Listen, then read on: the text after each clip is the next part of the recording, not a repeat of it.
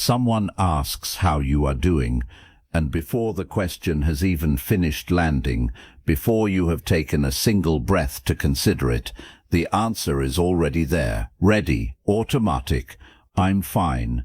2 words, delivered with a small nod, maybe a brief smile, and the conversation moves on. Delighted.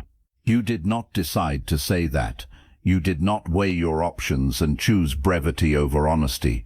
The words came the way breathing comes, without instruction, without effort, without thought. And if someone pressed a little, asked again with more concern in their voice, the answer would be the same. Really, I'm fine. Don't worry about me. For millions of baby boomers, this automatic silence around pain, difficulty and need is one of the most deeply installed patterns of their entire lives. It was not chosen. It was built, carefully, quietly, and over many years by a world that taught them, in ways both spoken and unspoken, that the strongest people are the ones who carry the most and say the least. Where that silence came from, what it gave, and what it quietly takes away in the years when connection matters most.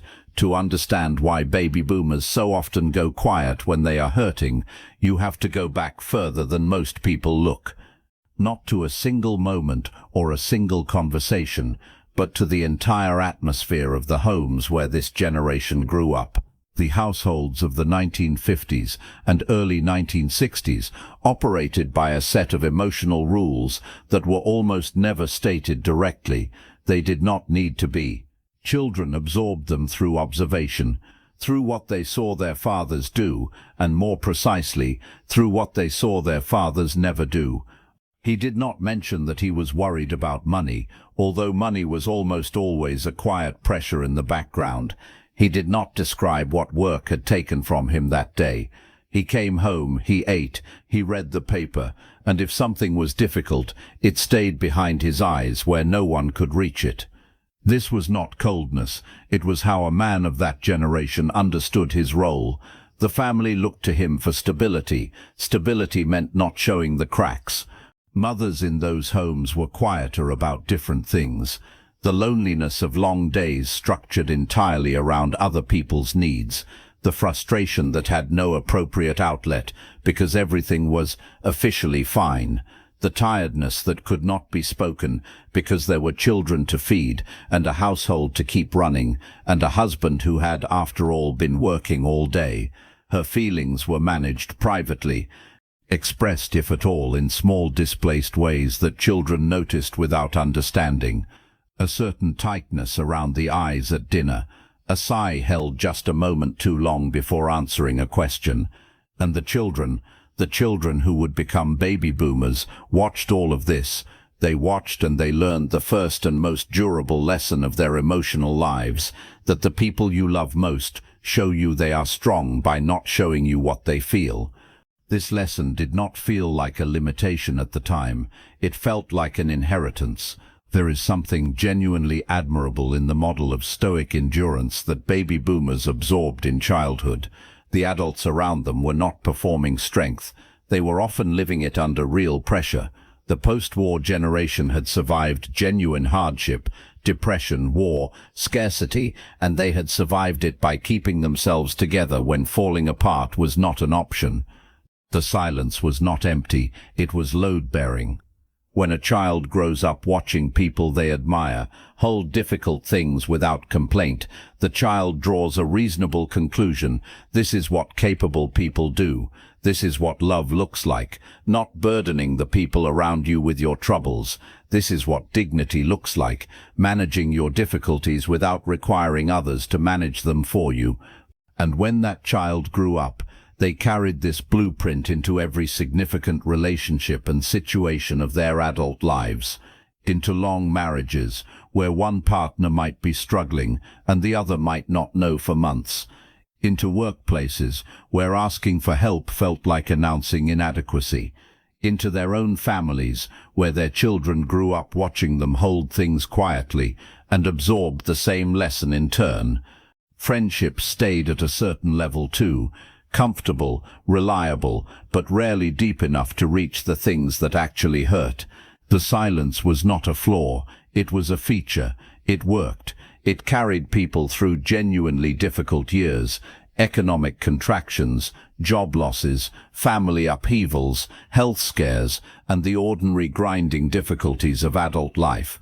Baby boomers built entire lives inside this silence, and much of what they built is real and solid and worth respecting. But something happens to a silence that has been held for 50 or 60 years. It changes, it deepens, and the walls that once protected begin to enclose. The transition is subtle enough that many people do not notice it happening. There is no single day when the protective silence becomes the isolating one. It shifts gradually, the way seasons shift, so gradually that you can almost miss the moment when autumn became winter. In midlife, the silence still serves. There are still roles to fulfill, deadlines to meet, children who need a steady parent rather than a struggling one, a spouse who has their own difficulties and does not need additional weight. The silence feels appropriate, chosen, almost noble, but the roles shift. Children become adults and leave, careers slow or end. The daily structure that kept life moving and kept certain questions at a comfortable distance, that structure loosens or dissolves. And in the quieter life that remains, the old silence starts to feel less like strength and more like a room with no door. Many baby boomers describe this transition in remarkably similar terms, though they rarely describe it directly. They might say they feel disconnected without being able to explain from what. They might notice that conversations with people they love stay at a certain level and never go deeper, and they are not entirely sure who is keeping them there. They might feel, on certain evenings in a house that is technically full, something very close to alone, and feel immediately guilty for the feeling, because there is nothing objectively wrong. Everything is fine. It is always fine. That is what they keep saying, and after a while even they are not entirely sure who they are saying it for. What they are often experiencing is the cost of a lifetime of emotional self-containment, not a dramatic cost, not a crisis, just the slow, quiet accumulation of things never said, needs never named, difficulties carried entirely alone that might have been lighter, if not easy, with someone alongside them. The people closest to baby boomers often sense this without being able to name it either. Adult children describe their parents as devoted, but somehow unreachable, present in every practical sense, available for help, consistent in showing up, genuinely loving, but difficult to fully get to.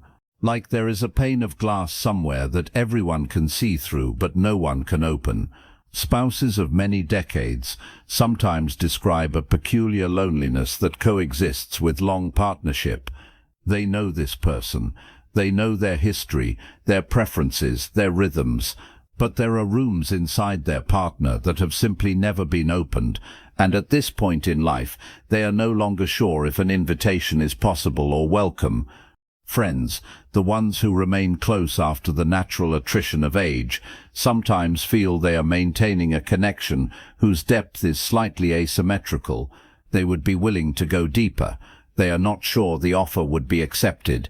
None of this is intentional.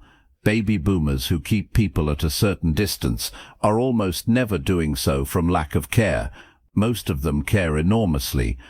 They simply never developed the specific skill of letting care flow in the other direction, of receiving rather than providing, of being known rather than relied upon, of saying, "I'm not fine actually," and staying in the room long enough to let that land. This is the hidden cost that the silence carries.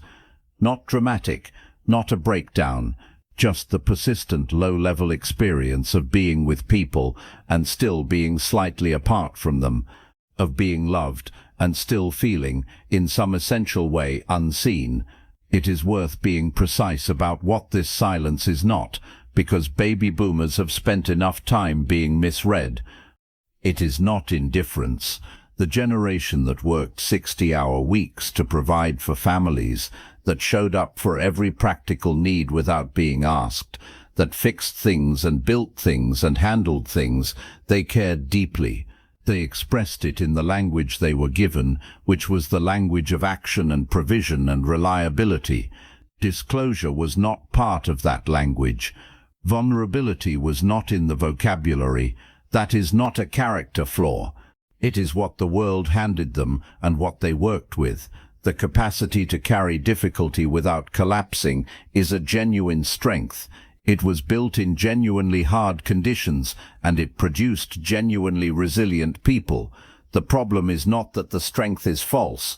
The problem is that strength of this particular kind has a shadow, and the shadow is the difficulty of letting anyone close enough to help carry what is heavy.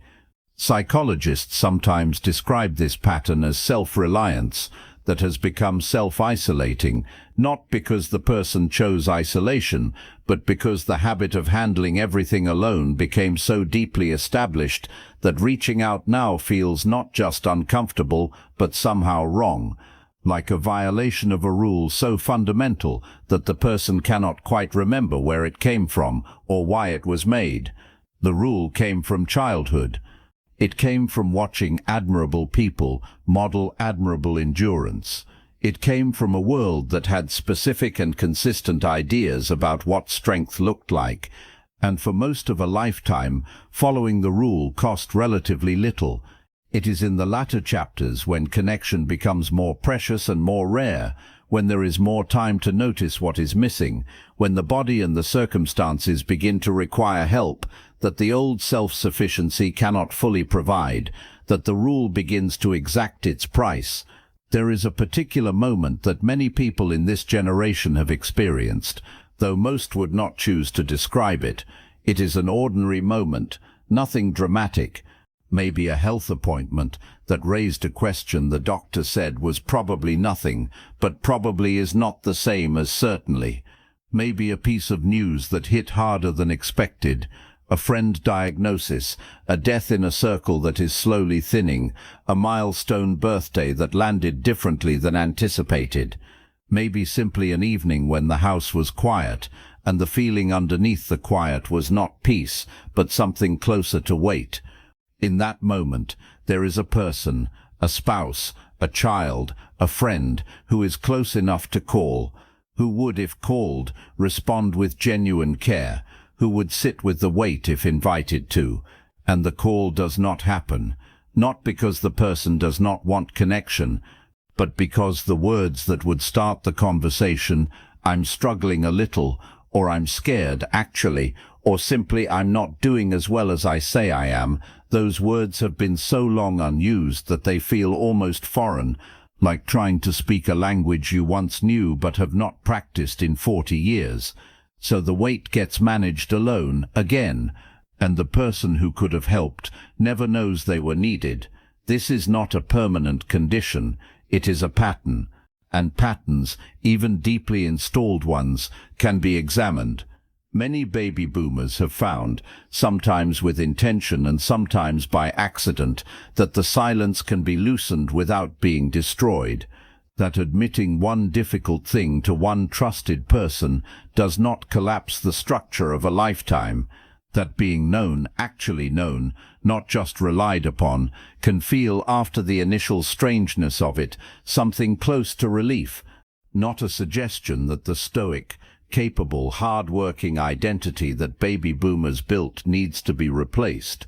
That identity is real and earned and worth keeping. It is more a question of addition than replacement, of whether the person who has spent decades being the one everyone else leans on might at this point in life allow a small degree of leaning in return, because it does take courage. For someone who learned that silence was strength, speaking is the harder thing. Building an entire life on self-sufficiency leaves little room for the kind of vulnerability that real connection requires. And protecting the people you love by not burdening them, that instinct does not disappear overnight. But connection, real connection, the kind that sustains a person in the later chapters of life, cannot happen entirely in silence. It requires some small opening in the wall that has stood so long it almost feels like a natural feature of the landscape. The wall was built for good reasons. It served well. It just might need, at this point, a door, if something in this video felt true. The comments are a place where that recognition is welcome, and if these conversations matter to you, subscribing means they will continue.